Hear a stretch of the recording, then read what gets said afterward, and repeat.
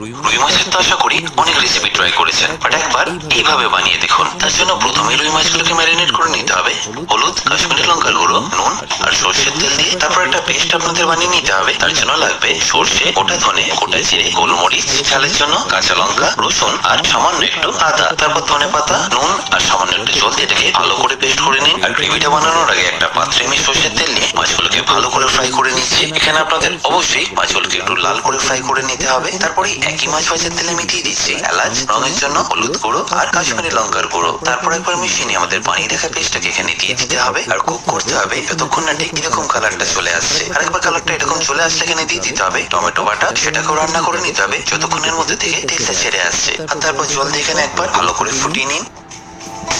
আর তারপর ফিনিশ করুন গরম মশলা, কাঁচা লঙ্কা আর ধনে পাতা দিয়ে। ব্যাস, তাহলেই রেডি রুই মাছের মশলা কারি।